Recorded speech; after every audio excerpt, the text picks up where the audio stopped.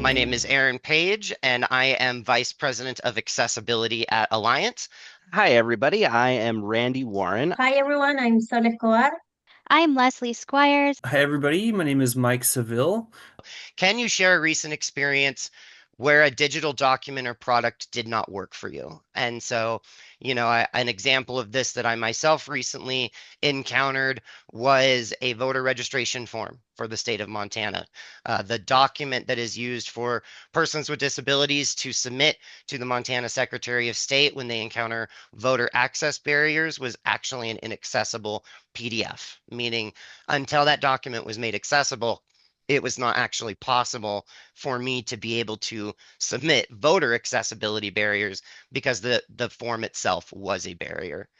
Many years back, I decided to join a local credit union, mainly because I heard you can get better rates and you can build a relationship with them and whatnot.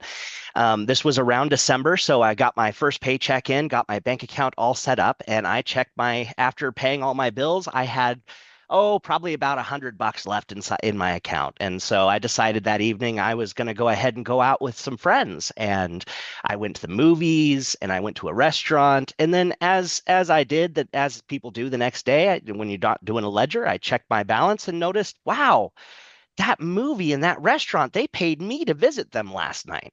And after a little bit of investigating, because mama didn't raise a fool, I started leaning in and using my residual vision and found that VoiceOver was not actually reading the negative in front of my account sign. So that made me feel like I was in the positive and I had actually overdrawn about 4 different times. And that was around Christmas. And that made it a really hard Christmas that year.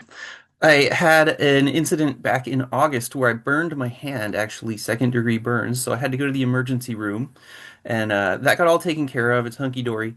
But when I went to pay my bill, the website had inaccessible buttons for submitting any of the payments. To the point where they were labeled by images of text, so I couldn't even use, the power user moves that we do as accessibility auditors to figure out which buttons to press to pay my bill.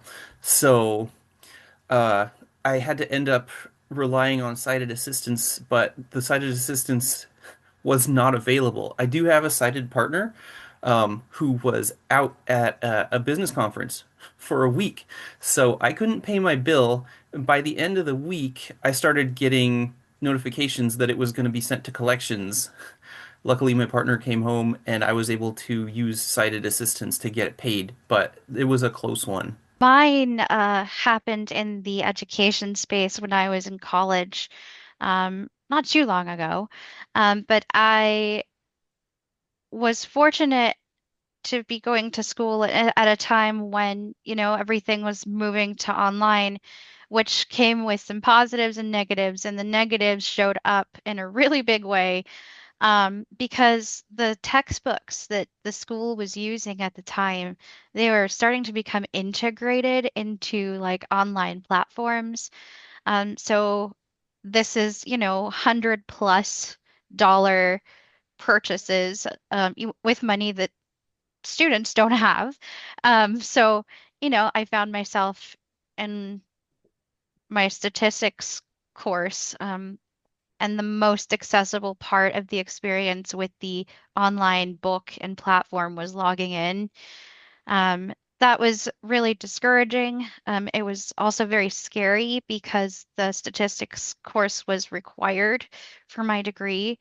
And so thankfully, I had a professor who was wonderful, and he, um, had to spend extra time modifying the course so that I had access to the homework, and I pretty much ended up having to spend office hours with him every single week to make that work. It happened during one of my first semesters there. So the first thing that popped into my head was, gosh, I hope that the rest of my university career isn't like this. Basically, I went to an e-commerce website to buy some medical products for myself. I was looking for it, right? Like for female, the product had to be for females, right? So basically, when I received the package, I opened it and it was for the product, the medical product was for males. So I start my complaint on the website, right? Stating, like explaining the situation. The seller said that the product was unisex. And no, it's not basically. So I started complaining, not just like involving the seller, but also the company, right? So basically, at first, their their solutions were not accessible for me because they were stating to me that I needed to grab my package and return it to a place that it's like 400 meters away from my place. And I have a mobility disability, right? And grabbing a huge package for like myself and take it to the place, it's not a solution for me.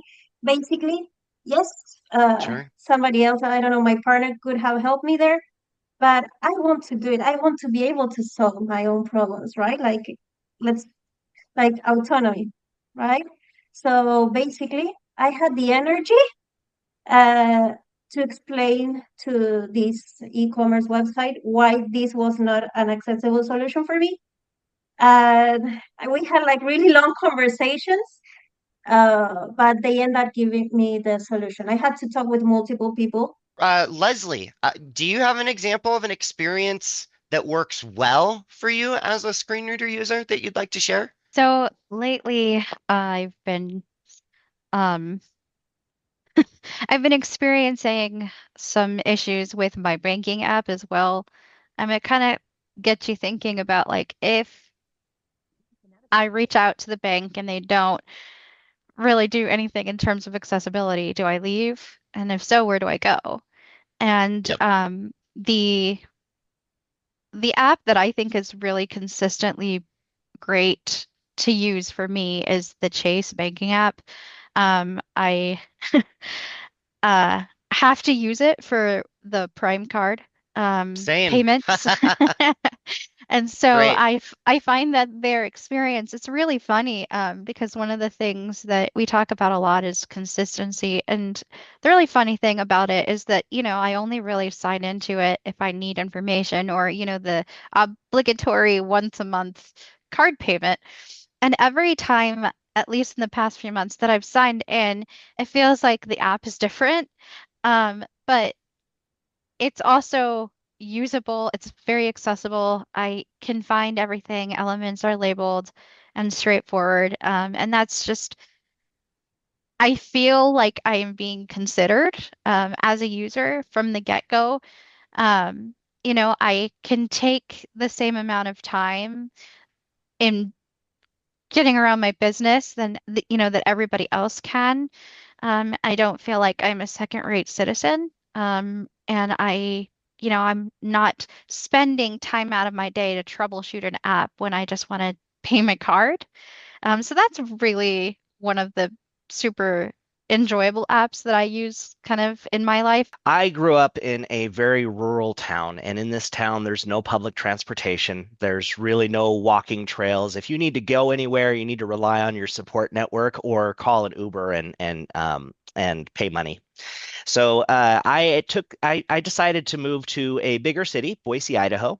And when I got up there, and also I already knew that they had a bus system. I'd kind of been on it a little tiny bit before, but didn't really get to know it. I was about 2 weeks in, and I realized that my partner's birthday was coming up, and I needed to get to the mall. And nobody wants to ask their partner if they could please give them a ride to the mall so they could pick out their birthday present. Like it didn't feel special to me. So I decided while she was at work one afternoon to try to use the bus system with VoiceOver and Google Maps and I was able to successfully leave my apartment, find the bus stop, get on the bus. The Google Maps was with me the entire way. I made it all the way to the mall. I went into Macy's. I purchased my gift and made it back home before she even got home. And that to me felt simple. It felt easy. There wasn't multi steps there. I didn't have to call my support system to be like, hey, can you please take me to the store on this day and feel like I'm a burden to them. It felt like it was designed for me as it was designed for everybody.